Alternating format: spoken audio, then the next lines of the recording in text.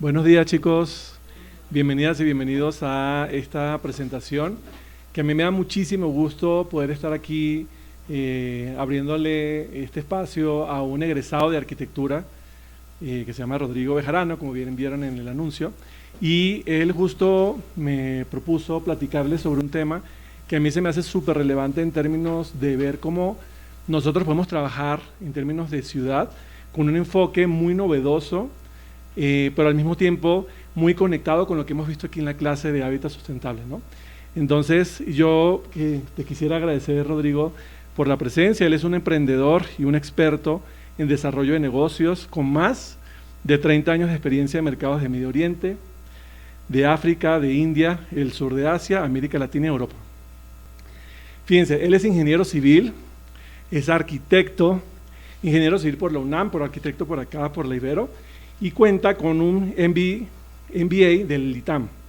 Combina pensamiento sistémico, que es una de las cosas que hemos visto aquí en clases, visión de diseño, agudeza comercial en cada proyecto que lidera.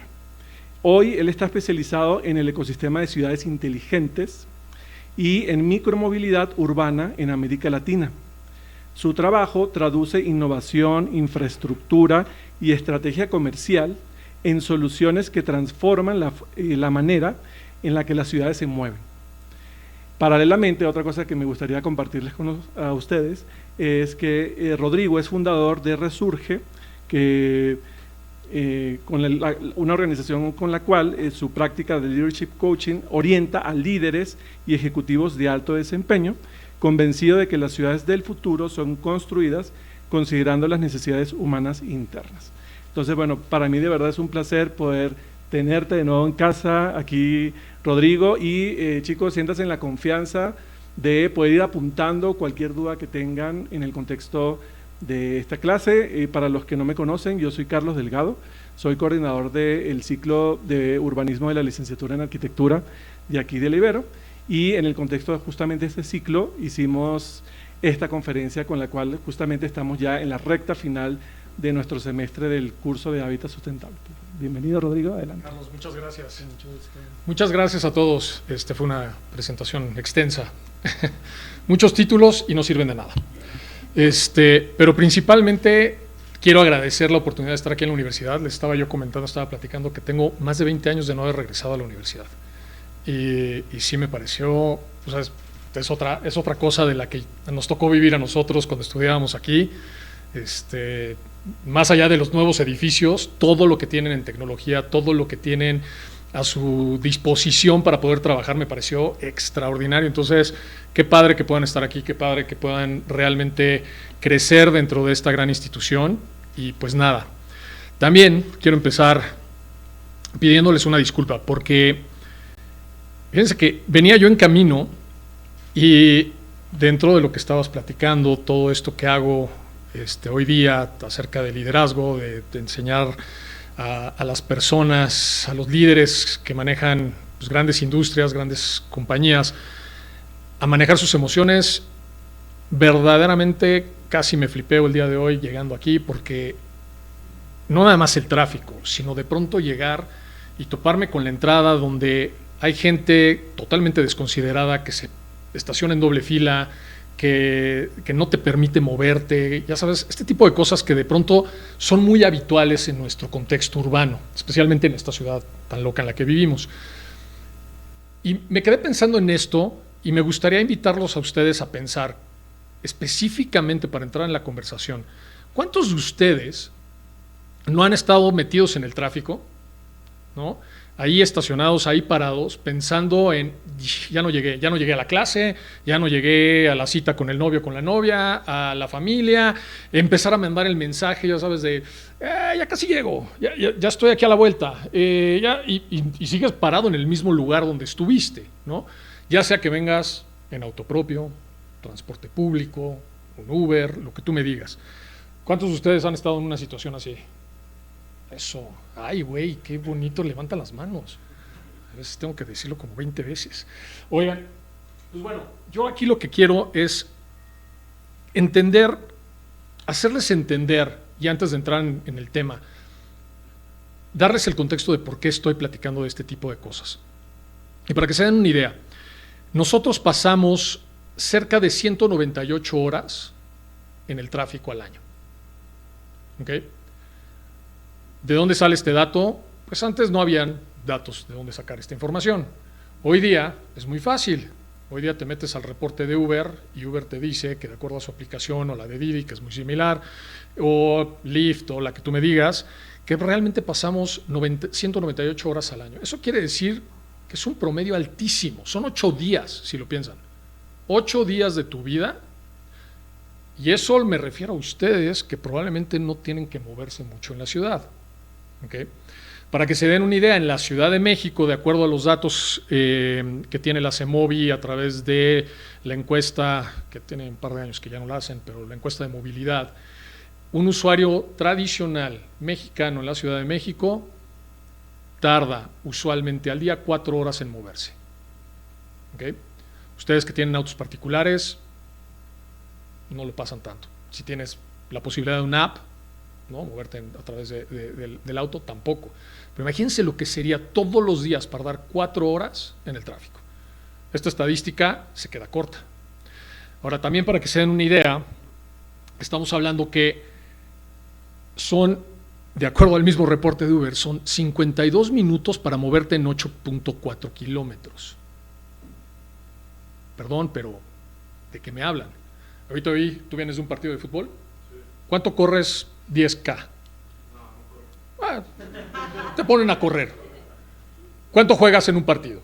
Promedio, estás jugando fútbol 7, normal. 7, ok. Fútbol 7 más o menos debes de estar corriendo en promedio, si juegas todo el partido, alrededor de 8 kilómetros. En arrancones, idas y venidas, ¿no? Un corredor promedio, para que se den una idea, estos 8.4 kilómetros, hablando promedio, no estoy hablando profesional, pues puede correr alrededor de 1 hora. ¿Okay? El paso promedio, caminando, estos mismos 8.4 kilómetros, los recorrerías en hora 20. ¿Ven la diferencia? O sea, es ridículo lo que vivimos. Y yo quiero que a través de esto entendamos que las ciudades no solo mueven personas, ¿okay? También están moldeando en quién se convierten. Y entonces yo les decía, les pido disculpas, porque llegué un poquito estresado ya, gracias a Carlos, me dio la vuelta, recorrimos la universidad, vi los cafecitos, vi todo y la verdad es que se me bajó un poco el estrés, pero venía yo un poco acelerado. Si hubiera yo llegado tarde aquí, hubiera estado dando esta plática con un paso totalmente distinto, más rápido, más, ¿sabes? Esto es lo que cambia la persona en la que yo me convierto a través de lo que está sucediendo en el exterior. Si el tráfico nos roba 8 horas al día, al año, también habría que pensar lo que sucede en una ciudad como la Ciudad de México, donde estamos hablando que 7 grados incrementa la temperatura dentro de la ciudad, y esto es muy estadístico, versus lo que es la periferia de la Ciudad de México. ¿Okay? Entonces, hablando de esto, este dato lo pueden encontrar en el Urban Heat Passive Cooling de WRI. Este es un estudio que se hace en toda la ciudad, bueno, no en todas las ciudades, pero en las ciudades principales del mundo, para entender qué tanto sube la temperatura. Y ustedes dirían, ¿qué tan grave es que suba 7 grados? Bueno, piénsenlo de esta manera. ¿De qué están hechas nuestras calles en la Ciudad de México? Ok. ¿Cómo se hace el asfalto? Con calor, ¿no? O sea, hay que calentar el asfalto. El asfalto se calienta, sube a una temperatura para poderlo tirar y para poderlo moldear. Versus un concreto hidráulico, que el calor viene derivado de, si ya lo estudiaron o no, pero viene derivado de la parte del mismo mecanismo del concreto en solidificarse. Piénsenlo como administradores de una ciudad. Esto sube 7 grados, el asfalto se vuelve plástico. Un camión de 5 toneladas pasa y se frena de cajón fuerte. ¿Qué empieza a suceder? Se empieza a llevar parte del asfalto. ¿Cuántas veces no han pasado por una zona de la ciudad donde el concreto está así, ¿no? Parece que estás pasando ahí en vibradores y no de los divertidos, y pues no está padre, ¿no? Más allá de eso, de repente se hunde el maldito concreto y están mal puestas las coladeras. Entonces, esto que les estoy platicando tiene un impacto importante. ¿A qué quiero llegar? Entender que no solamente estamos hablando de lo que sucede en la ciudad de una manera sistémica, tradicional, donde nosotros estamos plantificando cómo diseñamos nuestras ciudades en un modelo que la verdad ya no funciona. Y eso es a lo que les vengo a platicar el día de hoy. Nosotros estamos acostumbrados a platicar de un modelo mecánico y eficiente. ¿Okay? ¿Qué es un mecánico eficiente? Estamos hablando que tratamos al urbanismo, a la arquitectura, a la ingeniería, y sé que algunos ingenieros cuando hablo de esto me levantan todas las cejas, pero queremos entender la planificación y el diseño como algo en 2D, algo totalmente claudiano, y funcionó durante muchos siglos. Hoy día ya no funciona. Hoy día nuestras ciudades están diseñadas de una manera totalmente distinta, donde realmente lo que está sucediendo es que estamos creando en tiempo real una ruta crítica de cómo nos estamos moviendo dentro de las ciudades. ¿Okay? Y nosotros no somos una ciudad, somos un organismo. Entonces, tradicionalmente tenemos un modelo claudiano donde tienes una entrada, tienes un proceso, y luego el proceso genera un resultado específico, una salida, algo que es concreto, cuadrado, hexagonal, lo que tú me digas, un producto, un shampoo, yo qué sé. El punto es que esto es como queremos manejar nuestras ciudades. Nada más que nuestras ciudades están diseñadas alrededor de gente. Y nosotros somos seres vivos completamente. Nosotros vivimos la ciudad. Y no solamente vivimos la ciudad, sino que le damos el comportamiento y los hábitos bajo los cuales la ciudad se mueve y se rediseña. ¿Okay? Entonces, tú no puedes diseñar cómo se va a mover la gente, porque un sistema vivo solamente puedes influir en la manera en la que se mueve, ¿no? Y piénsalo de esta manera, les pongo un ejemplo. ¿Cuántas veces no han ido a un parque y de repente muy bonito el césped, todo está padrísimo, es un diseño muy clásico, y de repente empiezas a ver las líneas en el césped que ya se convierten en lodo, ¿no? Que cruzan el parque de maneras distintas, y no la gente está yendo por la periferia que tiene un pavimento específico para que la gente circule? ¿Por qué? Porque la neta nos da lo mismo. Nosotros queremos pasar por donde tenemos que pasar. Si yo quiero ir del punto A al punto B, ¿por qué tengo que ir a dar toda la vuelta y rodearla cuando mi comportamiento dice que tengo que pasar de aquí para allá? Y con el primero que pase, somos como hormiguitas, todos los demás seguimos. Y empiezas a tener un comportamiento totalmente distinto dentro de un ámbito real. En las ciudades, ¿okay? A mi punto de vista, las ciudades están diseñadas alrededor de la movilidad.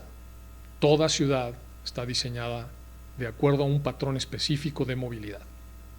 ¿Qué es lo primero que desarrollamos en cualquier desarrollo de, no sé, habitacional, lo que sea? ¿Qué es lo primero que tiran antes de empezar a construir casas? Urbanizan.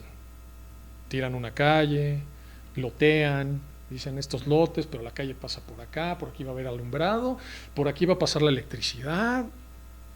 Todo es derivado de un solo motivo: cómo nos movemos. Sin embargo, cómo nos movemos sigue estando equivocado, porque a veces no entendemos cómo se mueve la gente. Ahora no me voy a poner a decir, claro, esta es la manera. Ay, güey. Creo que ya me salté una. Estoy tocando de más. Ahí está. No, está bien. Listo. Ahora, les voy a poner este ejemplo que es muy práctico en entenderlo. Y la slide va muy rápido. Pero entendamos lo siguiente. Imagínense que el círculo azul es un punto intermodal, es una CETRAM, es lo que ustedes me digan.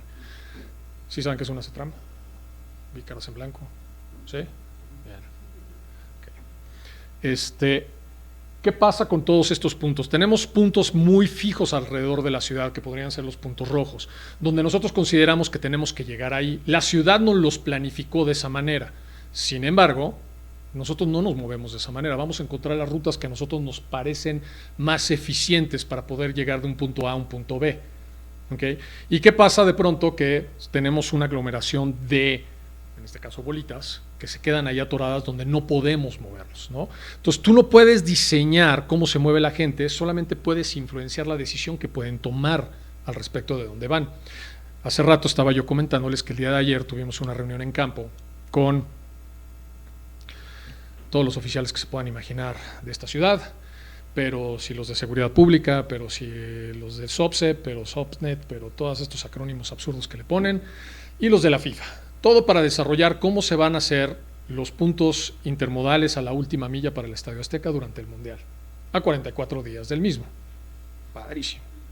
Y entonces decíamos, no, sí van a poner aquí una estación, aquí van a poner cicloestaciones, aquí van a poner corrales de movilidad, está todo el metro, ya se echaron toda la ciclovía de Tenochtitlan, por aquí va a pasar la gente.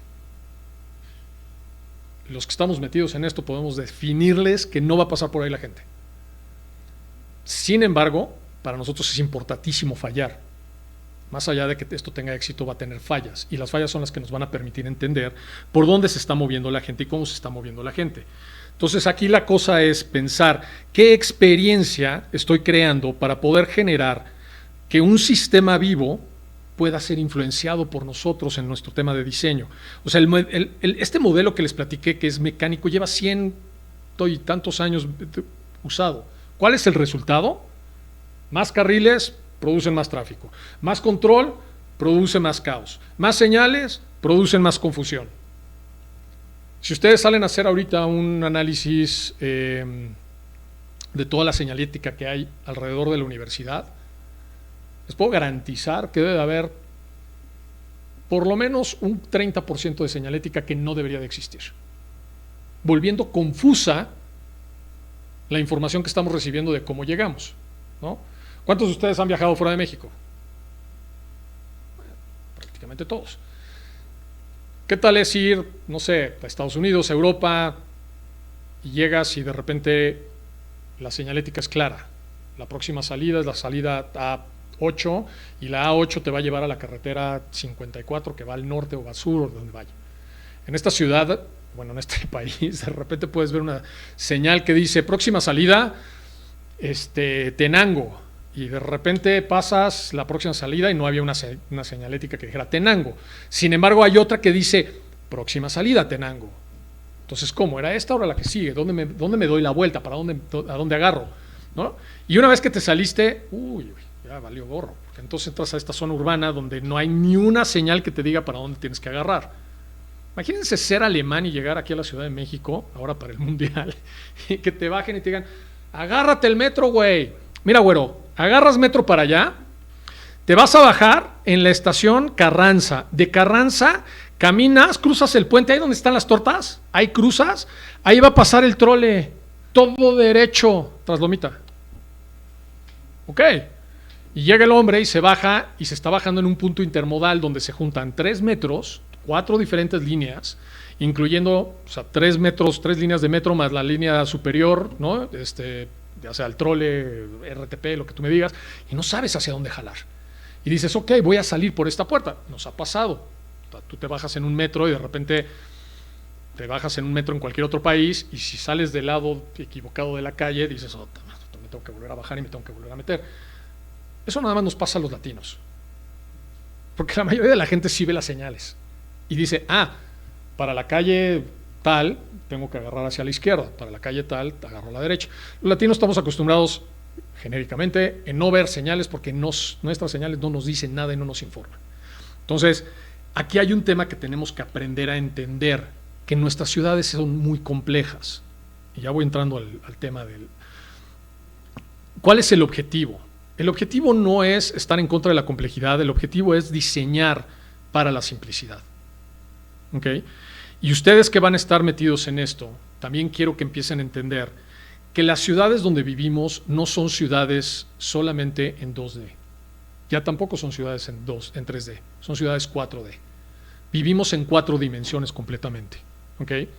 Y por 4 dimensiones necesitamos entender que la ciudad no solamente se ve en un plano, porque en un plano podrías ver las 3 dimensiones de las que estamos hablando, y es muy sencillo entenderlas, ¿no? Y podrían decir, claro, pues es nivel calle, nivel subterráneo, y luego tengo probablemente nivel aéreo. No estoy hablando de eso. Estoy hablando de las cuestiones que generan la movilidad en una ciudad. Estoy hablando de los diseños y los patrones que nos llevan a tener políticas públicas claras sobre cómo vamos a diseñar una ciudad. Y estas son las cosas que usualmente no vemos. ¿Okay? Si ustedes consideran, y les voy a poner este ejemplo, ¿todos ubican Ecobici? Bien, yo tuve el gusto de trabajar en Ecobici y dirigirlo durante varios años, y era un proyecto muy divertido. Cuando yo entré ya estaba, el proyecto ya tenía varios años. Ahora, para ustedes que no saben, Ecobici viene de Barcelona. Es un proyecto que tal cual trajeron de Barcelona y lo instalaron en la Ciudad de México igualito. La misma dinámica, las mismas cuestiones. Cada cicloestación tiene que estar por lo menos 500 a 600 metros de diferencia entre cada uno de los lugares. Debe de tener tantas bicicletas en cada punto y tantos lugares para estacionar una bicicleta. Padrísimo. Sin embargo, de pronto te topas con que la Ciudad de México no funciona como funciona Barcelona, claramente, ¿no? Nadie usaba Ecobici. Nadie entendía cómo funcionaba Ecobici. Y la verdad es que era muy sencillo, ¿no? Es más sencillo porque en aquel entonces no necesitaba ni siquiera una app. Agarrabas una tarjetita, tenías que ir a comprarla y con la tarjetita podías liberar la bici. ¿Qué sucede en este ejemplo?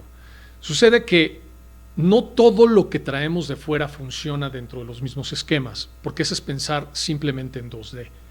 ¿Qué sí sucedió en Ciudad de México que no sucedió en Barcelona? Que el día de hoy no hay poder humano que quite Ecobici de la ciudad. Después de Ebrard y entró Mancera dijo, esto es una porquería, lo voy a quitar. No solamente se le vino la ciudadanía encima, sino que en su último informe de gobierno, lo único que pudo presumir fue Ecobici y las 4 expansiones que se hicieron durante su sexenio. No tuvo nada mejor que decir. No. Esto es lo que quiero que empezamos a entender. Y ya me voy a empezar a meter un poco en el rollo de entender por qué hablo de una ciudad cuántica. ¿Por qué estamos hablando de un efecto cuántico? Y la verdad es que se los digo de esta manera. La manera más fácil de entender la ciudad no es que las ciudades sean cuánticas, claramente, sino que a través de los preceptos cuánticos es muy fácil entender de qué estamos hablando. El primero es entender el efecto del observador. ¿Qué es el efecto del observador? Si no saben algo de teoría cuántica, los científicos han descubierto que las partículas, los átomos, todo, tienen un comportamiento muy particular, incluso caótico, pero en el momento en el que hay un observador en el cuarto viendo las partículas, cambia totalmente el comportamiento del mismo. Es una cosa muy loca. Estamos hablando de átomos, de moléculas que se mueven de una manera, que vibran, etc. Pero cuando hay alguien que las está observando, todas estas tienen un patrón particular y único de cómo operan. Entonces, si este es el caso, yo pensaría que la ciudad funciona de la misma manera. ¿Ok? Entonces, cuando tú tienes un ejemplo donde tú pones un observador, en este caso nosotros somos los observadores o los usuarios de la ciudad, cambia completamente la manera en la que un diseñador puso en papel cómo quería que se moviera la ciudad versus cómo está realmente funcionando en el momento que estamos presentes. ¿Ok? Y hay muchos ejemplos al respecto de esto. Si tú piensas que el comportamiento humano solamente va a transformar el sistema, puedes empezar a pensar qué alternativas tenemos de diseño fuera de lo que tenemos ahí. ¿Okay? Ahora, ¿cómo lo traducimos realmente a la ciudad? Bueno, pues si las personas no viven dentro de la ciudad, sería como si la ciudad fuera un contenedor. Y las ciudades no son contenedores, ¿no? Ahora, cada movimiento que hace un individuo o una serie de individuos dentro de la ciudad está generando una acción de diseño. ¿Vale? Les voy a poner el ejemplo. Tuve que cambiarlo porque las generaciones cambian. Pero bueno, si ustedes piensan en viaducto, ¿ok? En los 50 viaducto se diseñó con 2 carriles. En algún momento decidieron ponerlo 3 porque había espacio. ¿Qué creen que pasó? Se llenó el tercer carril, ¿no? Ahora no nada más son 2 carriles con tráfico, ahora son 3 carriles con tráfico. Si te vas a Los Ángeles y tienes una autopista que tiene 6 carriles, los 6 carriles están completamente llenos. ¿Okay? Y dirías, pues para eso está diseñado, ¿no? Pues, güey, ¿de qué me estás hablando? Pues para eso estamos poniendo callezota para que la gente ande en ella. Sí, pero tiene reacciones totalmente distintas. Y cada microdecisión que estamos tomando a esa escala tiene efectos particulares. El ejemplo que les puse aquí, voy a regresar porque se ve padre. Piensen que esto es Avenida Revolución y el flujo vehicular que tuvo.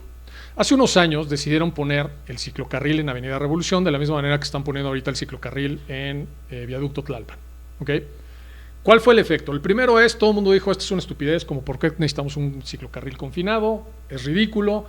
Sí, igual ustedes no se acuerdan, pero había mucho comercio cerrado dentro de esta vía, muchísimo.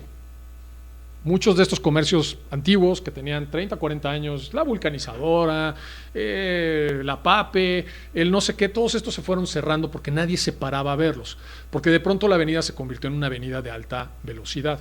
¿Okay?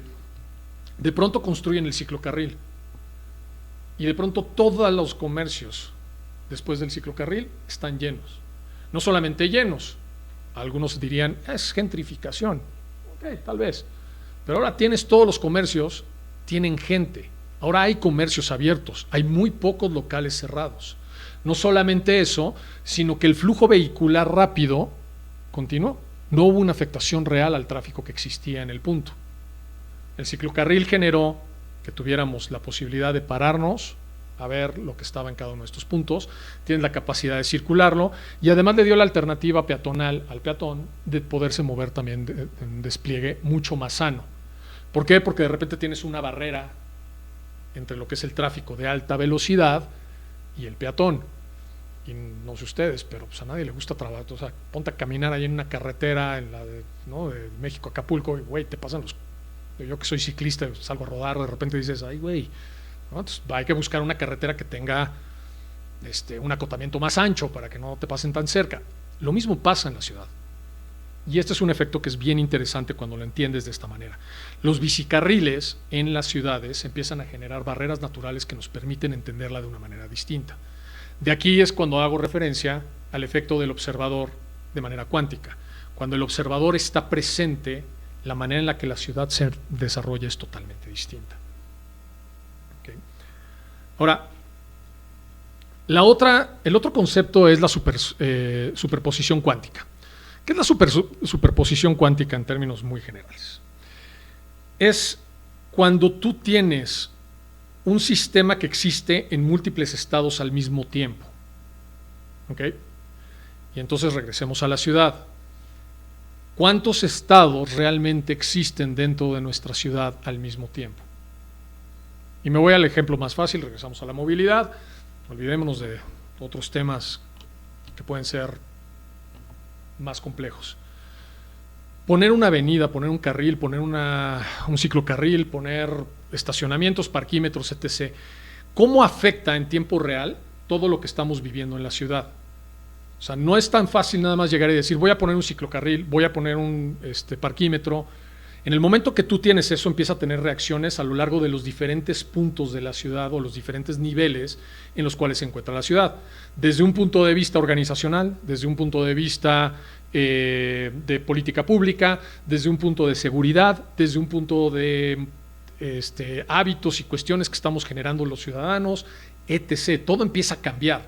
Entonces, una cosa tan fácil como podría decir, quiero poner el día de hoy estacionamientos que pueden o no tener una teoría detrás de por qué los deberíamos de poner, más allá de la recaudación que en teoría debería de generar para beneficio de la ciudad, de repente tiene efectos secundarios a lo largo de toda la escala del urbanismo que vivimos. ¿Okay? Entonces, en esta cuestión, quiero que lo piensen de esta manera. ¿Realmente quién está diseñando la ciudad hoy? Con este ejemplo que les estoy poniendo.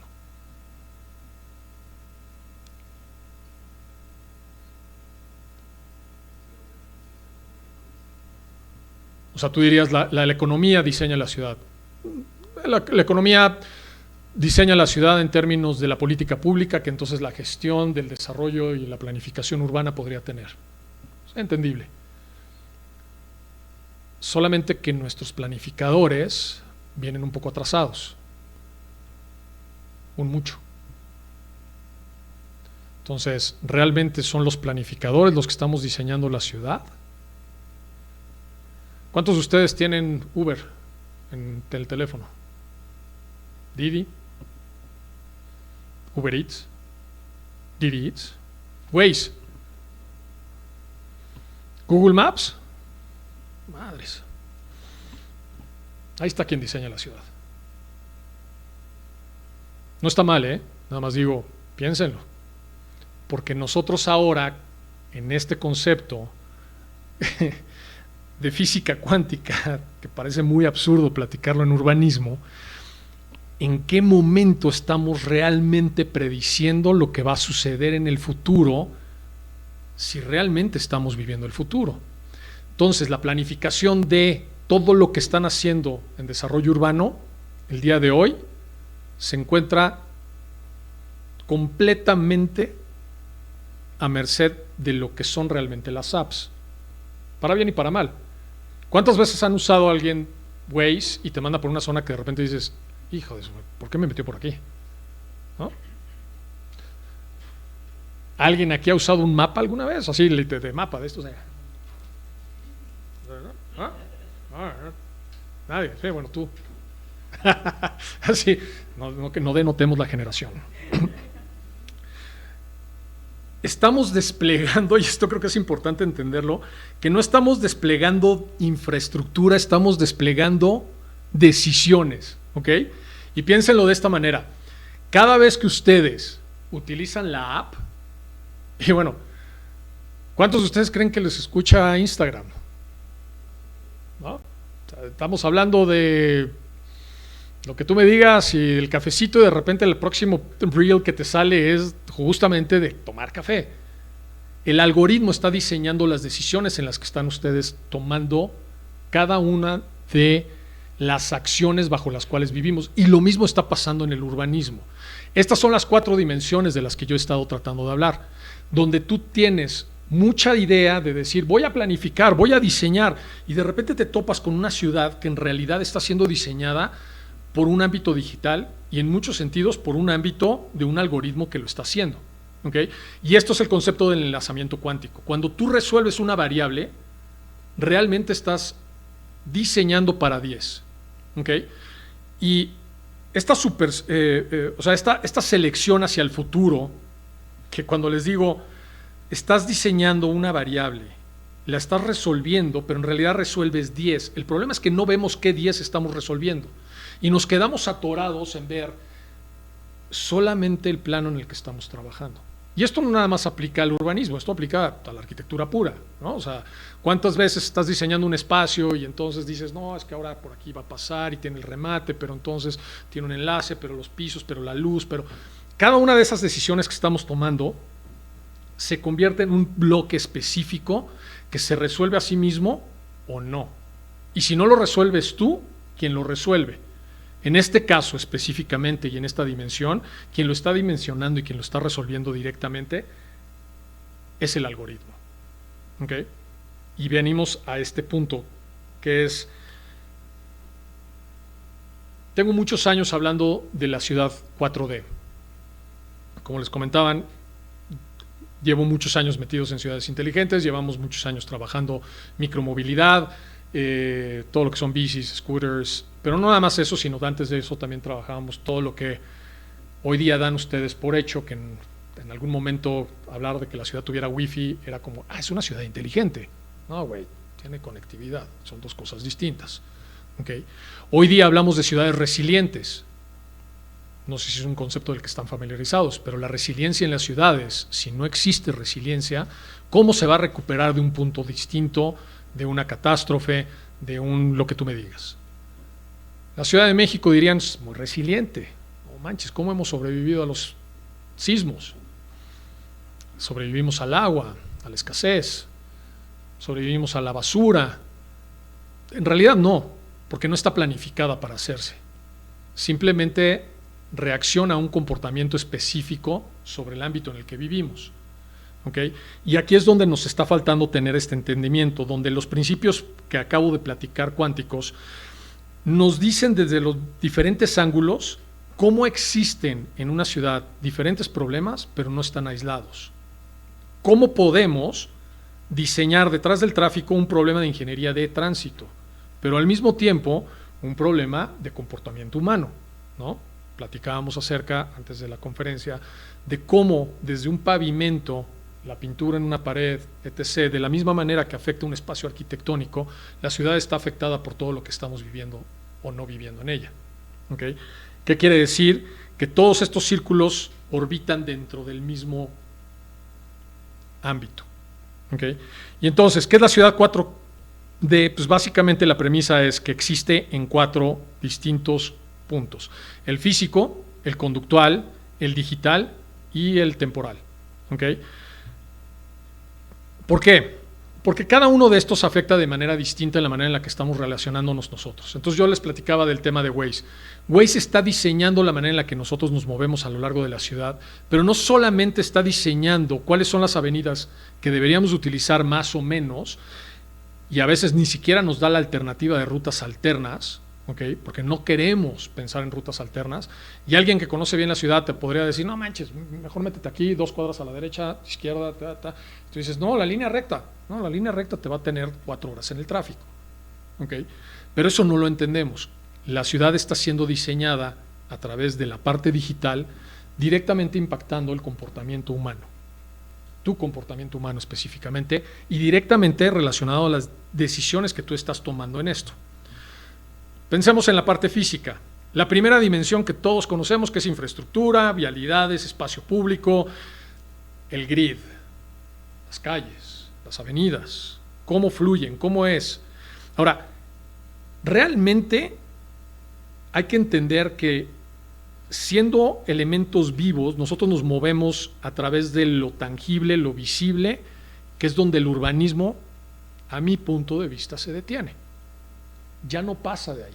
Entonces estamos diseñando grandes avenidas, grandes vehículos, grandes movimientos, estamos diseñando espacios públicos dignos, monumentos, parques, recuperando parques de bolsillo, todo este rollo. Estamos generando infraestructura para alimentar la electricidad, el agua, el internet, etc., lo que ustedes me digan alrededor de ello.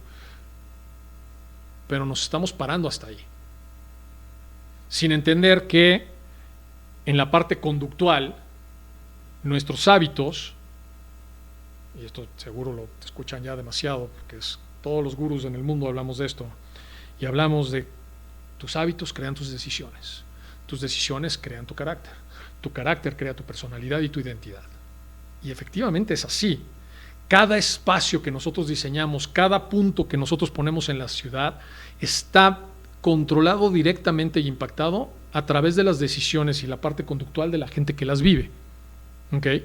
No es lo mismo tener un parque de bolsillo donde estás recuperando el espacio público de los drogadictos, de la basura, de lo que tú me digas, a de repente poner un lugar donde se pueda llegar, estar, conectarte, sentarte a tomar el sol, lo que tú me digas, ¿no? Lo que se han hecho en tantas ciudades. Y está padrísimo recuperarlos. Lo único que no entendemos es que no depende del diseñador per se cómo va a funcionar el espacio, sino de los hábitos que revuelven alrededor de la zona donde estamos diseñando, la cultura. Entonces no es lo mismo que tú quieras llegar a poner un parque con mobiliario urbano padrísimo, interconectividad, estos espacios de esparcimiento y hermosura y esculturas en medio de Tepito, si no estás entendiendo cómo funciona la cultura de Tepito. Y no quiero decir o minimizar o juzgar a Tepito, sino que estamos entendiendo que funcionan de manera distinta. Entendámoslo dentro de los pueblos originarios. Te vas a la Magdalena Contreras, te vas a Xochimilco, te vas a Cuautla, no, Cuautla no, pero también Iztapalapa. Si no lo entendemos, ¿de qué sirve? Algo que me parece muy bueno, por ejemplo, en este caso de lo que está haciendo este gobierno actualmente en la Ciudad de México, es haber creado sobre el concepto de los pilares, el concepto de las utopías, diseñando espacios muy específicos acorde a la cultura de cada una de las zonas donde las estaban poniendo. No funcionan de la misma manera, de hecho no se operan de la misma manera. Uno de los pocos aciertos a mi punto de vista que ha tenido el gobierno, pero los ha tenido. Esto es lo que estamos tratando de hacer. No es, ¿ok?, diseñar sobre lo que tenemos para que se vea bonito, sino entender cómo gestiona la ciudad. Y me voy a regresar al ejemplo de ayer. Ahí estamos con los de FIFA, todos trajeados, todos cuidándonos los relojes, las carteras y demás, porque nunca sabes qué se van a llevar, son medio rateros. Pero eso sí les puedo decir, llegamos al pueblo de Santa Úrsula, que es todo alrededor del Estadio Azteca, y nadie está entendiendo cómo gestiona la ciudad, en esa zona en particular. Súper compleja, calles minimizadas, pero quieres hacer la última milla peatonal, y eso incluye todo ese pueblo. Cerca de 500,000 personas viven en ese pueblo, en una zona bastante reducida de cerca de 14 kilómetros cuadrados. Es una densidad importante y no estamos entendiendo cómo vamos a hacer eso todavía, ¿no? Ahora, la capa digital, lo que ya les había yo dicho, ¿quién maneja nuestra ciudad? Pues básicamente la capa digital. Lo que no estamos haciendo correctamente, y algunas ciudades sí lo están haciendo, y hablamos muchísimo del concepto de la ciudad inteligente. Se ha puesto de súper moda, todo el mundo quiere ciudades inteligentes. ¿Y qué es una ciudad inteligente? Por ende, es una ciudad que está asumiendo que tiene infraestructura específica para medir y calcular lo que sucede en la ciudad. Y empezaron con flujos vehiculares, contador vehicular, contador peatonal. No necesariamente funcionan o funcionaron en su momento. Tú pones un contador vehicular y cómo no sé que pasaste 5 veces tú por el mismo lugar y no 5 personas indistintas por el mismo lugar. Lo mismo pasa con un contador peatonal, ¿no? Entonces nos falta un componente tecnológico. Habría que verlo, entonces no es sobre las personas que caminan, sino sobre los celulares que pasan. Entonces puedo identificar el IEM de cada celular y entonces sí sé que son particulares y que esta persona pasó por el mismo lugar 2 o 3 veces, entendiendo que hay un patrón de movimiento dentro de la ciudad, ¿o no? Lo mismo pasaría con el coche y entonces entender que el coche tiene un Bluetooth que me permite entender que ese coche único pasa, bla, bla, bla, ¿cierto? Pero nos vamos un paso todavía más allá, entonces queremos medir la calidad de aire. Padrísimo, ¿para qué queremos medir la calidad de aire? Para el no circula, al menos en este país. Y si me regreso a uno de los primeros slides, uno de los graves problemas que tenemos en esta ciudad acerca de la contaminación no está relacionado directamente con las emisiones, está relacionado directamente con el calor que genera el concreto. ¿Ok? ¿Por qué? Porque hay que entender que si sí hay emisiones vehiculares, las emisiones vehiculares se generan y se cuestionan dentro de un espacio o una bolsa de temperatura. ¿Por qué se mantienen donde están? No, pues siempre nos han vendido la idea de que pues, vivimos en el Valle de Ciudad de México rodeado de montañas y entonces no pasa el aire. Podría ser. Sin embargo, lo mismo pasa con Colombia, en Bogotá. Un poco más alta, rodeada de montañas, es un valle, y sin embargo las emisiones no son las mismas.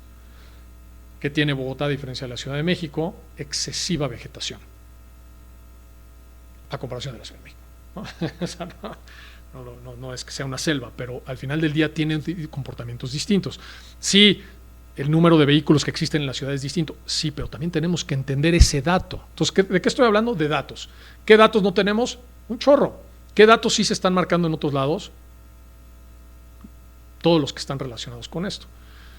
Y si yo pongo la pregunta allá afuera, ¿qué creen que es lo más relevante en diseño digital para poder entender cómo mejorar la calidad de vida en la ciudad? ¿Qué me dirían?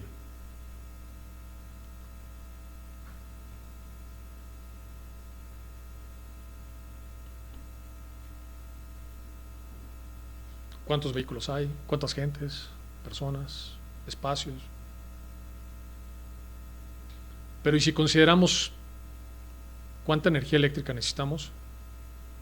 ¿Y si consideramos que hoy día nadie podemos vivir sin internet? ¿Y si consideramos, es que ahora vamos a tener inteligencia artificial que nos ayude a diseñar las ciudades? Okay. ¿Cuántos data centers necesitamos y cada cuánto necesitamos los data centers? Porque para que todos ustedes tengan celular, se necesitan torres de telecomunicaciones. ¿Dónde vamos a poner las torres de telecomunicaciones? ¿Se acuerdan del famoso todo México es territorio Telcel? Sí, todo México era territorio de Telcel. Estábamos hablando de una cobertura, que es lo que sigue vendiendo Telcel. No es lo mismo la penetración que la cobertura. No es lo mismo la penetración que la microdosis específica de data que se maneja. Antes nos cobraban las llamadas. Ay, ¿cuántas llamadas hiciste? Asegúrate que tengas un paquete que tenga llamadas. Hoy día lo que queremos asegurarnos es, güey, sí tengo LinkedIn gratis, tengo mi Instagram, y tengo TikTok y tengo YouTube, ¿qué tengo gratis dentro de mi paquete? Todo eso consume datos. Y los datos que ustedes están generando hay que entenderlos, si los van a ver desde el punto de vista urbanístico, es que desde dónde se está transmitiendo, a través de qué canal se transmite, cuánta fibra óptica requiere la ciudad. Hoy día nuestra ciudad parece una telaraña, está llena de cables aéreos por todos lados. Y además mal puestos, mal caídos, y los que ya quitaron y no sirven, ahí se quedaron colgados, nadie está quitándolos, entonces cada día hay más y más y más y más. Cada uno de estos genera calor, cada uno de estos genera una frecuencia específica que tiene irradiación sobre el comportamiento que tenemos nosotros en la ciudad. ¿Okay? Y regresamos al punto de una ciudad resiliente. Una ciudad resiliente no puede ser resiliente si no tenemos los datos para diseñar cómo estamos generando la ciudad. Perdón que me haya pasado tanto aquí, pero bueno. De la parte temporal, esta podría ser un poco más, esta podría ser un tema como más ¿de qué está hablando? Bueno, piénselo de esta manera. El diseño urbano claramente está dirigido para ciertas personas, o para todos, ¿cierto? Nada más que en este concepto temporal, que era lo que yo platicaba, de la parte cuántica, y por qué también me encanta hablar de esto, es porque en realidad estamos viviendo en el futuro. Hoy día ustedes están viviendo en el futuro. Todo lo que están haciendo ustedes, de acuerdo a la parte tecnológica, de acuerdo a su parte conductual, de acuerdo a cómo se mueven dentro de la ciudad, está dirigida exactamente a cómo se va a mover la ciudad más adelante. No hoy, sino mañana. Los impactos que tenemos son los que están diseñándose para mañana. Sin embargo, los estamos viviendo hoy. Entonces, ¿qué tenemos? Un tema legislativo que se está tratando, de una política pública que se está tratando de alcanzar y no lo alcanza en ningún momento la innovación, ¿no? Yo les puedo decir, las scooters que nosotros estamos poniendo en la Ciudad de México, bueno, que tenemos en varios lados, nosotros manejamos la marca Bird. Fue un rollo interesantísimo diseñar estas cosas. No nada más es decir, tiene batería, te subes y la manejas. Hoy día yo puedo diseñar que se pare, que se detenga, que baje la velocidad en zonas peatonales. Puedo saber exactamente si vienes sobre la banqueta o a qué distancia vienes de la banqueta. Eso estás hablando de un vehículo de micromovilidad de lo más simple y sencillo. La legislación ahorita está diciendo de si podemos meter 1,000 o 5,000, tal vez 15,000. Un día cambia, otro día sube, baja, se mueve. ¿En base a qué? La necesidad de la ciudad. Ok, de acuerdo en base a la ciudad, pero de acuerdo a qué necesitamos en base a la ciudad. Estos vehículos son de última milla. ¿Para qué funciona la última milla? Y si tú no lo mides, no sabes de qué va. Y si me voy al ejemplo de Uber, que nos decía que pasamos 52 minutos en 8 kilómetros de trayecto, esos son datos reales. Tener datos en tiempo real es lo más importante. Sin embargo, vivimos atemporados, hablando de la política pública. Nosotros vivimos en el futuro, mientras la ciudad vive en el pasado. Entonces tenemos estos 4 puntos: físico, conductual, digital y temporal. Y si ustedes están diseñando, y sé que igual y algunos no van a hacer urbanismo y se van a dedicar a la arquitectura, pero piénselo de la misma manera. ¿Qué diseño innovador arquitectónico de una casa, de un espacio comercial, oficinas, no piensa ya en todo esto? Si tú no tienes considerado dónde vas a poner un server, dónde está el cerebro de la casa, pero quieres ponerle la camarita en el timbre, pero quieres tener que la temperatura siempre esté ajustada, pero que esté ajustada cuando entro, pero que se ajuste cuando salgo, que las persianas se suban, son tonterías tal vez, pero en esa escala, eso es de lo que estamos hablando. Que si tú no tienes lo físico, lo conductual y lo digital y lo temporal, no vas a entender cómo se está generando un diseño. Y entonces, si tu diseño no toca al menos 2 de estos puntos, a mi punto de vista, realmente nada más estás diseñando en papel y la neta no nos va a servir de nada a nadie. ¿Ok?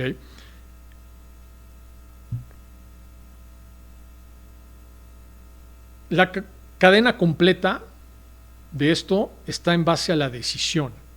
¿Ok? Y era lo que yo les decía con el ejemplo de Santa Úrsula. La decisión es de la comunidad que la utiliza. La comunidad no cambia el diseño, cambia por las decisiones dentro del mismo sistema. ¿Okay? Si tú tienes un sistema que no está funcionando correctamente, de acuerdo a donde yo estoy situado dentro del sistema, yo lo voy a cambiar. Mis decisiones, mis hábitos lo van a cambiar. ¿Perros? ¿Alguien tiene perros? ¿No? ¿Cuántos llevan al perro al parque? Al parque de perros. También. Ya no había no existían los parques de perros. Hoy día, nuestra decisión conductual define que necesitamos espacios públicos para los perros. Y puede ser una decisión muy tonta, puede ser una decisión muy divertida, puede ser un tema muy ligero, pero piensa en las consecuencias detrás de un hábito conductual donde yo, a través de mi decisión, cambio la manera en la que la ciudad va a interactuar conmigo. Entonces, no nada más es una persona que lleva a su perro al parque, somos varios. Tanto somos varios que ahora nos quieren cobrar impuestos por perro, ¿no? Pues imagínense cuántas mascotas hay allá afuera. Independientemente de si creen que es bueno o malo, si ese dinero realmente se recaudara, como se hace en otros países, específicamente para infraestructura de los peluditos que tenemos ahí alrededor, debería de ser funcional, debería de ser lo práctico. Pero poner un parque de perros tiene implicaciones, ¿no? Entonces, ¿en qué las tiene? ¿Qué estás diseñando? ¿Cómo lo estás diseñando? ¿En qué actúa? ¿Dónde nos afecta? ¿Afecta a quitarle a los corredores que están corriendo? Tal vez no, tal vez sí. ¿Afecta que los vecinos se van a quejar porque hay ahora perros y están ladrando todo el maldito día?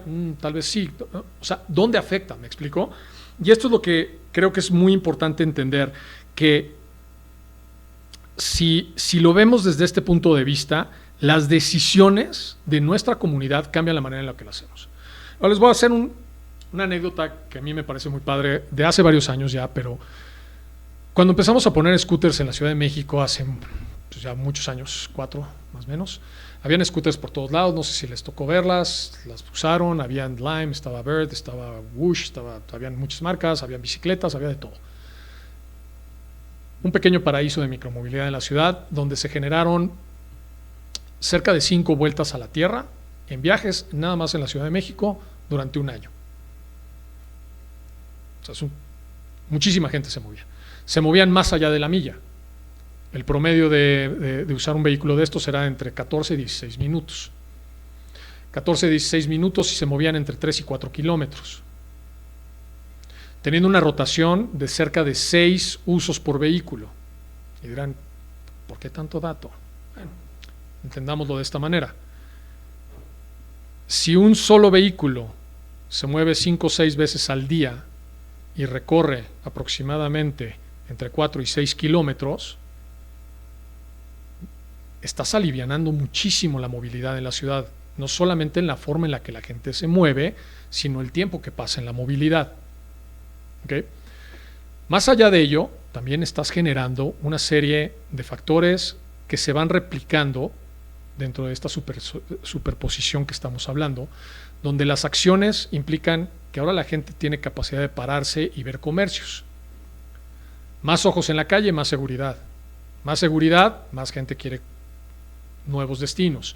Más destinos, más microeconomía. La economía en la Ciudad de México en algún momento era muy clara.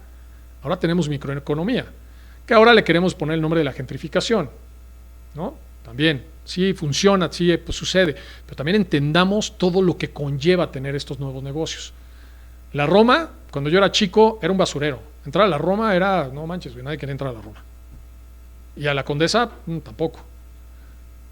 Pero antes de eso, eran las lomas de la Ciudad de México. O sea, era donde la gente de lana vivía, todo el mundo quería vivir ahí, estaba bonito, estaba divino, luego se movieron a las lomas. La Condesa, la Roma, cayó. En la medida en la que empezó a haber más movimiento, nuevos puntos atractores en la ciudad, empieza a haber un desarrollo. Hoy día es el hub de la ciudad. nada más la zona de Polanco, Roma, Condesa, Romita, mueve más gente al día de toda la que se mueve en Barcelona. Hablando de gentrificación. Ahora, yo les platico esta historia. Cuando nosotros pusimos las scooters, pues usualmente, ¿qué pensamos? Se había hecho un análisis de mercado y habíamos diseñado que la gente que iba a estar utilizando esto era gente entre los 24 a los 30 años de edad. Usualmente, menores a los 20 era un tema económico, entonces no tienes tanta flexibilidad porque tiene un costo alto, entonces no se usaba, y menor a los 20 no se puede usar porque teníamos un bloque de edad, entre comillas, ¿no? A mí me llamó muchísimo la atención empezar a ver cómo en ciertas zonas de la ciudad había gente mayor acercándose a estos vehículos. Y me tocó asistir a una señora que tenía, yo le calculé unos 60 años, ¿no? Parada enfrente del vehículo, llevaba un ratito ahí viendo el scooter, y le daba la vuelta y entonces veía, pero no entendía. Entonces hasta que le expliqué que pues, tenía que bajar la app para poderla usar. Sacó su celular, escaneó, bajó la app, puso su tarjeta de crédito y empezó a moverse. A mí me llamó muchísimo la atención la señora, porque de entrada, pues una señora de 60 años subiéndose en una cosa de estas, que la neta no son precisamente muy seguras a comparación de la bici, por ejemplo, ¿no? Y más en aquel entonces donde las ruedas eran más chiquitas, habían diferentes cosas. Hoy día las plataformas son más anchas, la rueda es más grande, tiene amortiguadores, están muy bonitas, etc. La señora se movió durante la ciudad. Iban a decir pinche stalker, pero pues sí, me puse a stalkear a la señora, ¿no? Entonces agarré y dije, a ver quién es la señora, vamos a ver cómo se mueve. Y entonces teníamos la capacidad de ver. A mí me pareció extraordinario entender que esta señora, en el momento en el que entendió la solución que ella buscaba para moverse dentro de la pequeña zona donde se movía en la Escandón, usaba el vehículo 2 veces al día. Todos los días, hasta en fines de semana estuvo usando el vehículo. ¿Qué hacía? No tengo idea, ¿no? No se iba al mercado a hacerse las uñas, a visitar a su amigo, no sé, pero se movía. Y el hábito que generó fue extraordinario. Una de las cosas que también logramos ver a través de los datos era que en esas mismas rutas donde se movía la señora, casualmente empezaba a haber mayor movimiento de gente. Bien interesante. ¿Por qué? ¿Y qué tipo de gente? Salimos a la calle a hacer un consenso, porque eso no lo podemos ver en datos, y nos dimos cuenta que había más gente de mayor edad y más mujeres utilizando las scooters en esa zona. Y yo te podría decir, suena ridículo, pero sí, cuando tú ves a una señora de 60 años montada en una cosa de estas, usándolo constantemente, genera un hábito. El hábito genera una conducción habitual sobre el comportamiento que tenemos sobre la zona, y eso modificó de gran manera todo lo que se hizo. Posteriormente luego aprendimos que la señora también se volvió de estas personas que están ahí metidas agitando al público y a la gente y la política y demás, y bueno, pues gracias a ella se generaron muchas de las ciclopistas que tenemos hoy día en la zona de Condesa y Escandón, ¿no? A mí me parece un caso de éxito súper interesante y se los comparto porque la neta a mí siempre me pareció extraordinario.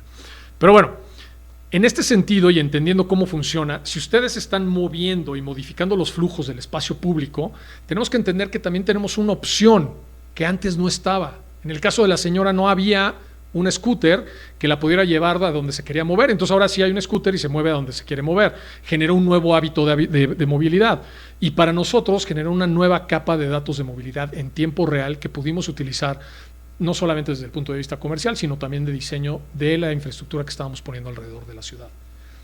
En este ejemplo están los 4 aspectos que yo les acabo de mencionar: lo físico, lo conductual, lo digital y lo temporal. Ahora, por último, sí me gustaría decirles, creo que es importantísimo entender que el usuario es el co-creador de la ciudad. No somos ustedes no van a ser los únicos que están haciendo esto. Ustedes son usuarios, ustedes consumen infraestructura, ustedes esperan que el sistema funcione. Es un modelo que no solo es injusto en muchos sentidos, pero si ustedes tienen la capacidad de entender cómo se mueve y cómo gestiona una ciudad en tiempo real, no solamente están gestionando la manera en la que la ciudad funciona, sino la identidad de la gente que vive en la misma ciudad. Y esto lo vuelvo a repetir, no solamente están diseñando la ciudad, están diseñando la identidad de cada uno de nosotros que vivimos dentro de la ciudad. Entonces, cuando ustedes piensen en cada diseño que están haciendo, yo los invitaría a que tuvieran al menos estas 3 preguntas. ¿Qué comportamiento estoy teniendo o estoy produciendo dentro del diseño? ¿En qué dimensión de la ciudad estoy interviniendo?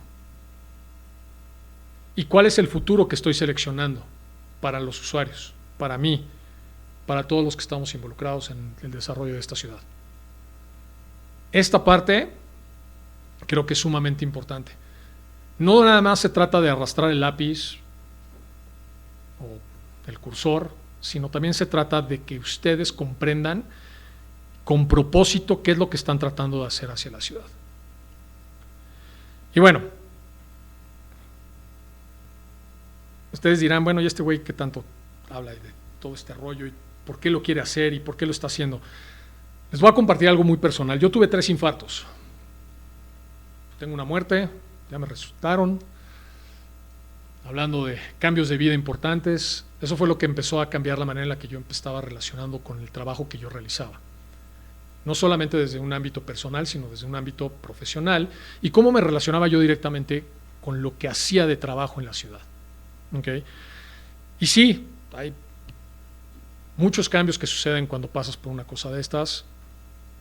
Hoy día creo que no hay cambio que no suceda, una transformación que no suceda a través de pues algo no trágico, esperemos, pero algo que sí sea difícil, que te ponga a pensar realmente lo que estás haciendo.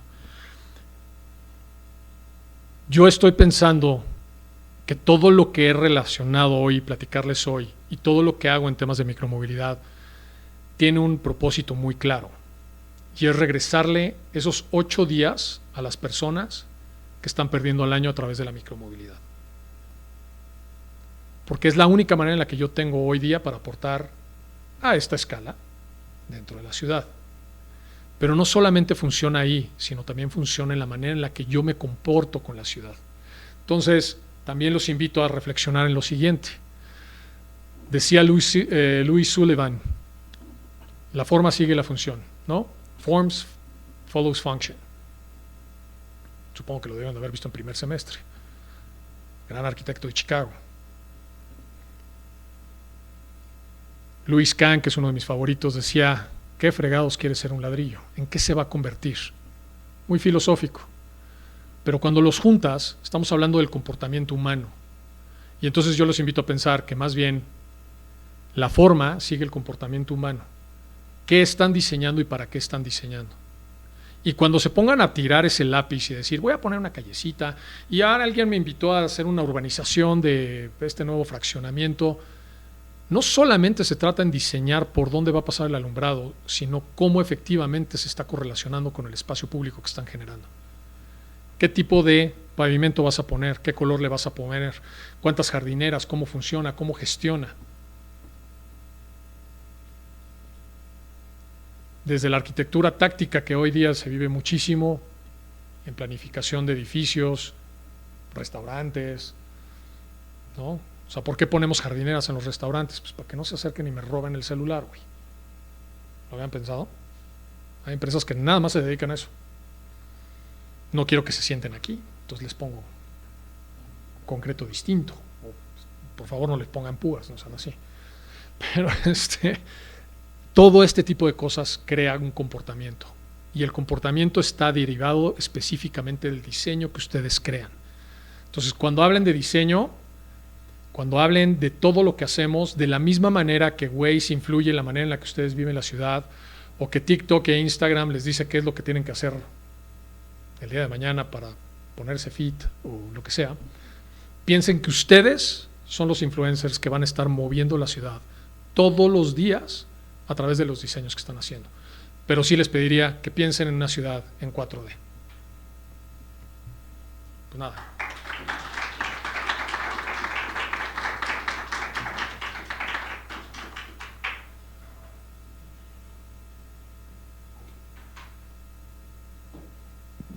Pues muchísimas gracias, Rodrigo. Y bueno, quisiera darle Todavía tenemos unos minutos para justamente hacerte algunas preguntas.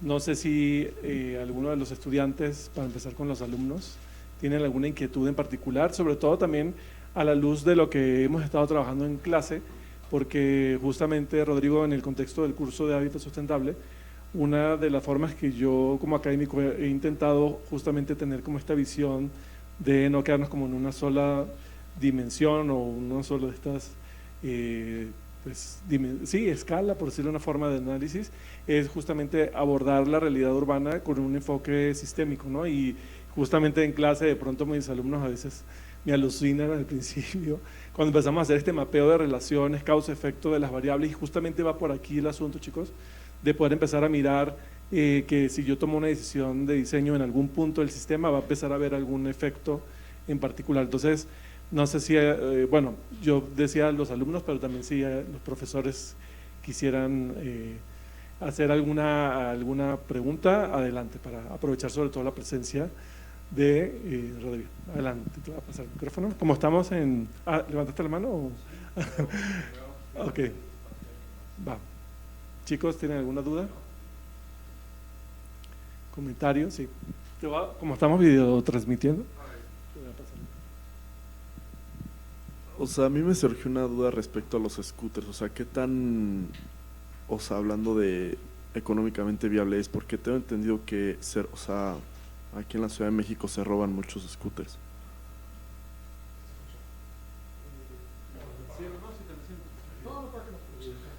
Es la pregunta que todo el mundo hace siempre. A ver, si no fueran económicamente viables, no habría más de 5 millones de estos alrededor del mundo. ¿Qué tiene la Ciudad de México en particular? Fue que cuando llegamos a Ciudad de México en la primera etapa, eran scooters muy de primera generación, no estaban diseñados para el servicio público. Me da pena admitirlo, pero yo tenía un tutorial en YouTube de cómo podías hackear una green. Era la competencia. Mal. Entiendo que estuve mal. ¿Cuál es la gran diferencia entre hoy y aquel ayer? Es que el día de hoy la tecnología es altísima. Entonces nosotros tenemos ya 3 años funcionando con Bird en Cancún y no me han robado un scooter. Me las vandalizan, de repente los gringos acaban peleándose con los cocodrilos y no es broma, literal, con los cocodrilos en la laguna, pero las scooters hoy día tienen demasiada información y tenemos la capacidad de encontrarlas en donde las tengas. La otra es, las scooters ya no tienen lo que tenían antes, que solamente estaban conectadas a un cerebro, o sea, el IoT, el dispositivo tecnológico que hace que funcionen, como un Apple Watch y todo esto, está ya conectado completamente al sistema. Entonces no es como que puedas quitarle nada más el cerebro y entonces ya la usas. Antes pasaba eso y era muy fácil, las hackeabas. Hoy día no puedes, todo está interconectado, entonces la misma batería tiene un cerebro que lo interconecta con el cerebro específico que hace que funcione o no funcione el scooter. Económicamente viable, súper económica. O sea, es un negocio bastante interesante. Ahora hay que entender que es un negocio relacionado específicamente con la última milla de movilidad en la ciudad. Entonces también hay que entender cómo se gestiona y cómo se mueve. No es lo mismo pensarla como un ámbito turístico. Se trata de mover a la gente entre puntos intermodales a sus últimos destinos. ¿Okay? Pero bueno, si me voy a detalle, pues podemos pasar aquí, hacemos otra cátedra de otra cosa de negocios, pero sí tiene lo suyo. Y una de las cosas muy divertidas de este negocio, en particular de la micromovilidad en todos los sentidos, es que hablando desde Cobici, hablando desde cualquier bike sharing, en donde tú lo pongas, va a funcionar. La gente lo necesita y la gente lo quiere utilizar. ¿Okay?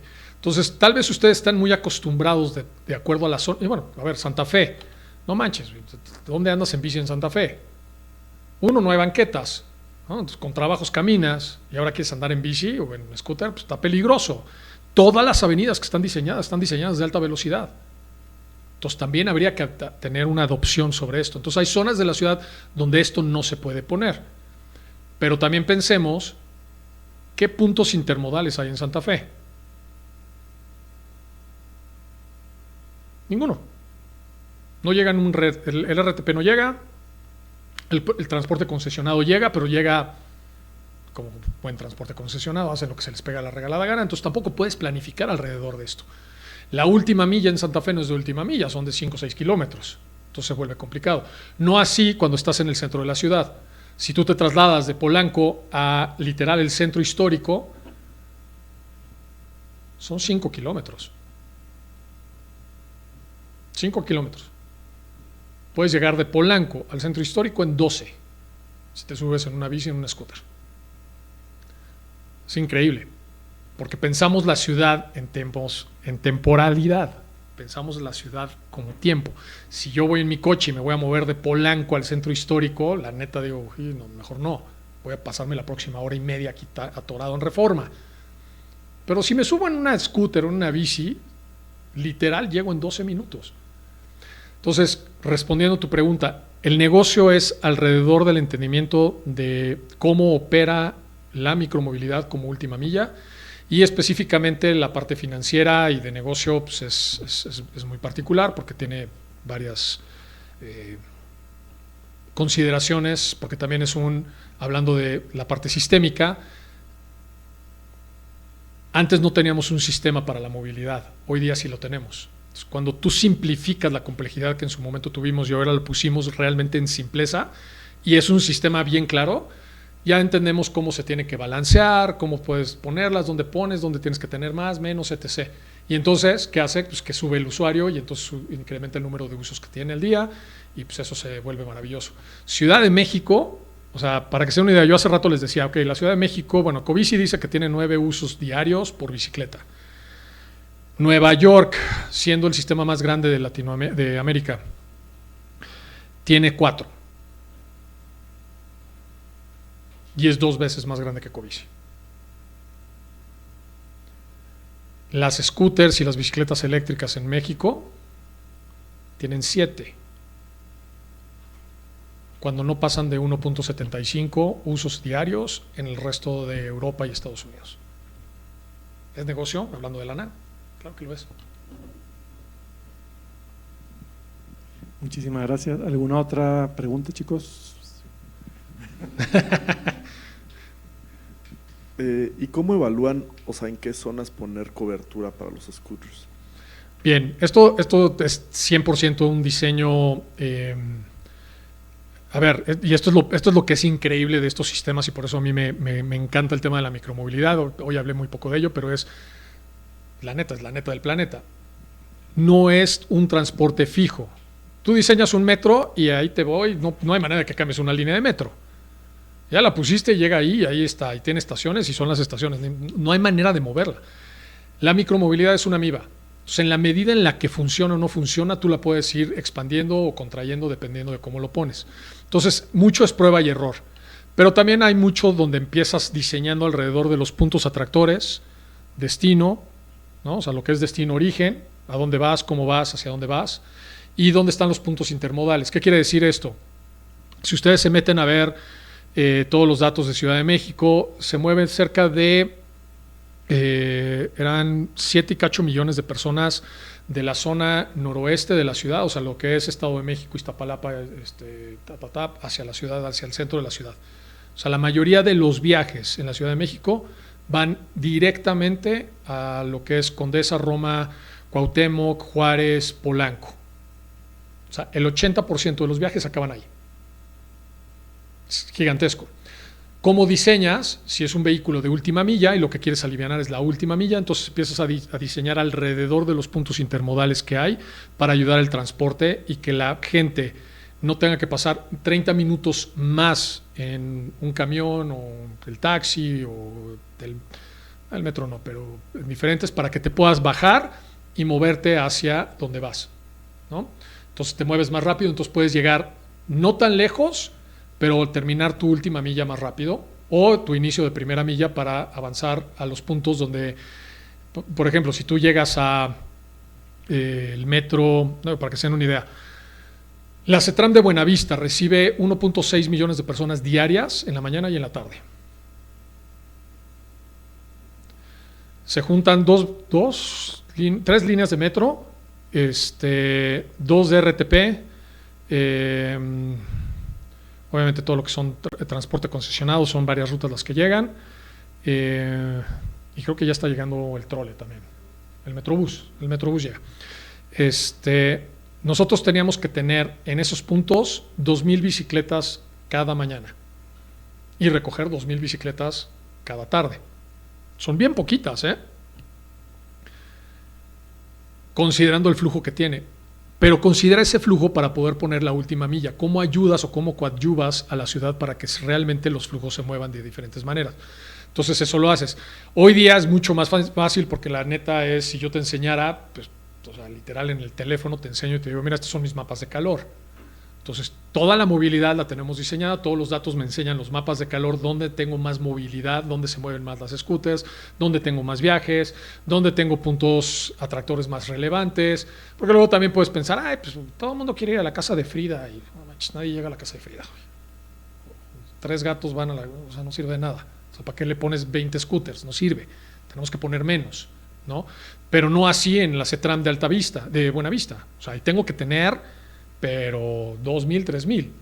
El caso del Mundial que les estoy platicando, la Ciudad de México, junto con la FIFA, tienen esta absurda idea de que van a salir 100,000 personas del partido, sin contar el aproximado de los 40 a 50,000 personas que nada más van a ver qué ven alrededor de los estadios. Estos datos no me los invento. Nosotros pusimos en el Mundial de Qatar, fuimos los únicos que pusimos micromovilidad en el Mundial. Ciudad diferente, diseñada específicamente para el Mundial. La neta, muy padre, muy fácil. Pero va una cantidad de gente a los estadios que no entra.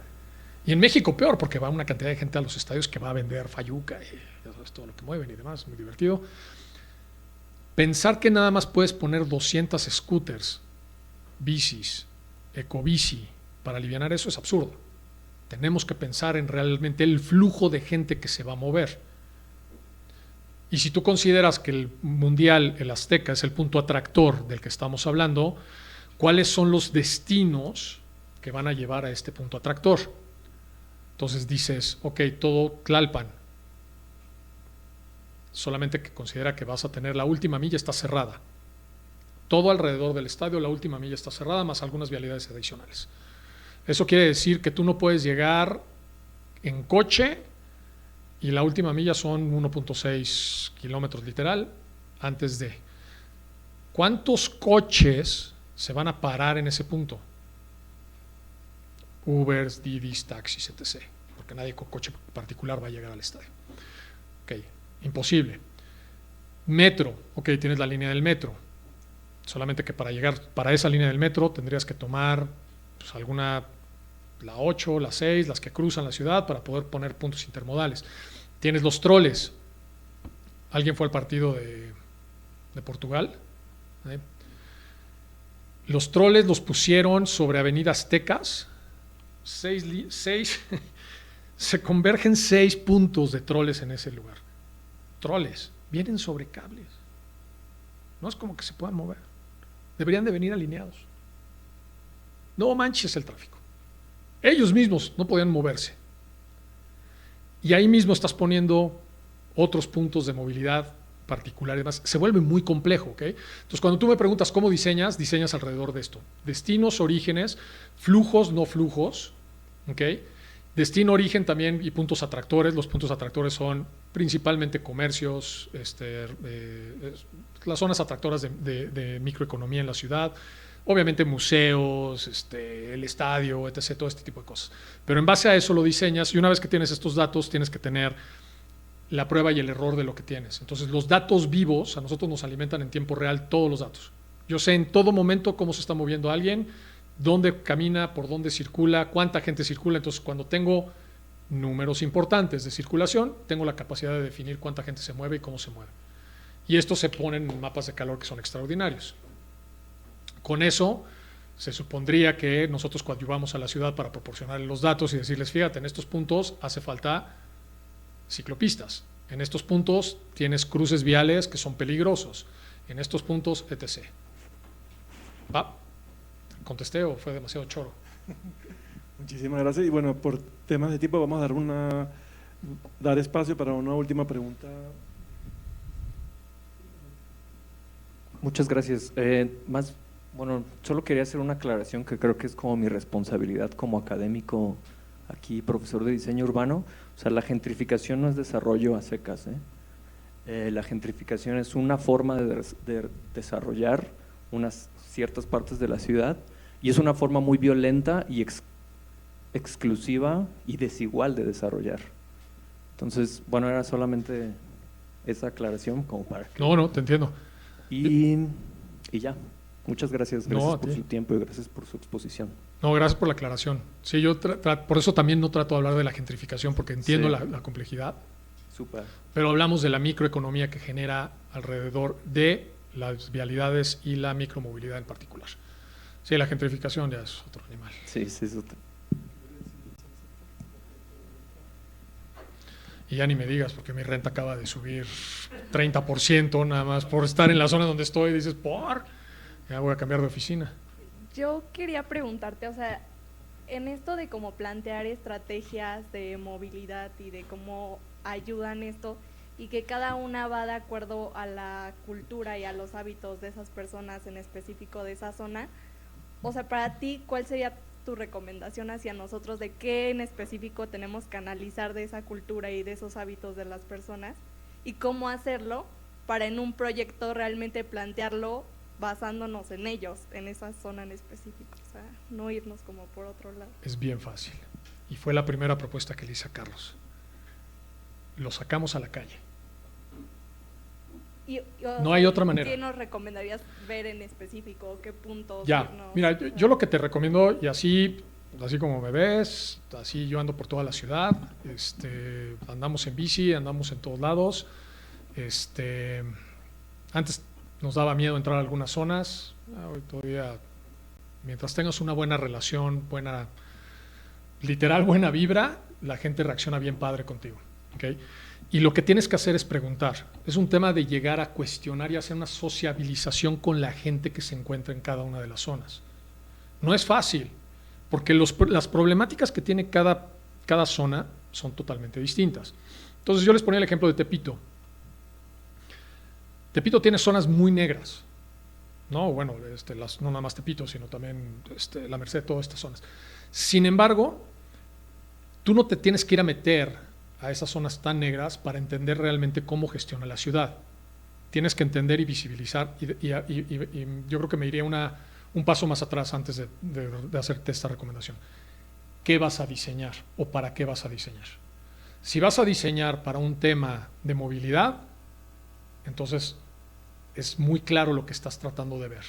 ¿Qué están impactando la movilidad? ¿Qué es lo que está retrasando que se mueva el flujo vehicular o peatonal en la zona que tienes? ¿Es necesario tener más zona peatonal o menos zona peatonal? ¿No? Reductores, etc. Pero en base también a las necesidades que tiene la gente en esa zona. Muchas de las respuestas de por qué tenemos tantas calles peatonales en el centro histórico, más allá de un capricho de decir ya no queremos que pasen vehículos al centro, también era un tema de entender cómo se estaba desarrollando el hábito y el comportamiento de la gente que iba al centro histórico. ¿Okay? Ahora, si estás pensándolo desde un punto de vista de señalética, pues es un poco lo mismo. O sea, tienes que entender qué es lo que está sucediendo en la zona para entender cómo se mueve. Y también tienes que hacer una sensibilización con la gente que está ahí. ¿De qué va? ¿No? ¿Cómo va? ¿Por qué va? Y sí, a veces tienes cosas medio raras y les comparto rápido, pero ayer habían unos drogos ahí estaban dándose sus monazos y estaban haciéndose sus sándwiches. Traían su pan Bimbo, su jamoncito, la mayonesa y demás. Y la reacción fue tan espectacular porque los que ya conocemos este rollo, pues, tienes un acercamiento distinto, ¿no? Entonces el cuate nos ve y nos dice, ¿quieren uno? Yo con mi socio, no, gracias. ¿No? Dice, no, pues está bien, pero en serio, aquí tenemos. Le digo, yo sí. Entonces me hizo mi sándwich, ya sabes. Y ya nos quedamos platicando con ellos. ¿Pero por qué? Porque para mí era muy importante entender cuánto tiempo pasan esos señores ahí. Porque si a mí me están diciendo que tengo que ir a poner un estacionamiento, un biciestacionamiento que se va a quedar ahí toda la noche, y regresando a tu pregunta, ¿se las van a robar? Seguramente sí. ¿Las puedo recuperar? Claramente tengo un protocolo de recuperación. ¿Las van a usar? No las van a usar, pero me las van a vandalizar. No quiero que me las vandalicen. Tengo que entender con quién estoy lidiando. Ese tipo de preguntas te las vas a tener que echar, y la neta, cuando estás en urbanismo o en desarrollos de ciudades, desde la parte inteligente, desde la parte de infraestructura, desde la parte de movilidad, desde la parte desde la parte de diseñar un parque, es bien importante entender para quién lo estás haciendo. E insisto, cuando yo les digo, todo lo que diseñes cambia la identidad de la gente. La Merced, Tepito y demás no se volvieron estos puntos complicados de comercio ilícito nada más porque sí. Fue el comportamiento y el hábito que también la ciudad generó para generar en lo que en su momento, estoy hablando de los 70s, empezaron a crear una burbuja alrededor de esto, y donde dejaron edificios completamente abandonados. Empezaron a excluir a la gente. El barrio, ¿no? La Guerrero, es un poco lo mismo. Ahora con la gentrificación ya cambió. Tiene otros problemas. Pero eso es lo que te recomiendo. O sea, bajen, se tienen que bajar a nivel calle. Si estás hablando de esto, tienes que ir a la calle, tienes que ir a hablar con la gente, platicar. Y te voy a decir algo, es rudísimo. Yo te estaba platicando. ¿Tú sabes cuántas veces nos han agarrado escobazos? Escobazos, no es broma, ¿eh? Y luego salen con el machete. Te la arman de cabeza. Así, güey, además veníamos a platicar. Bueno, en Polanco, las señoras de Polanco, cuando pusimos las cicloestaciones de Covici, igual de violentas que las de cualquier otro lado, ¿eh? Nos aventaban la camioneta BMW, güey, o sea, y se ponían y gritaban. Había una que se acostaba en el pavimento, gritaba que la violábamos. Es parte de lo que hay que lidiar. Y eso te estoy hablando para poner una cicloestación de bicicletas. ¿Ves? Es muy divertido.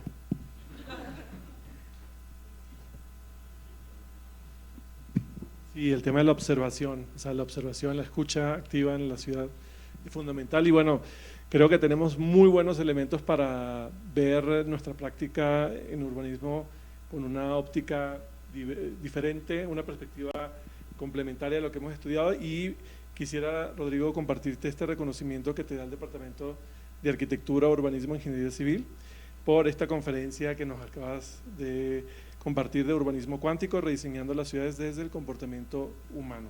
Muchas gracias. Muchísimas gracias. No, hombre, al contrario. Gracias a ustedes y por aquí te esperamos. Gracias.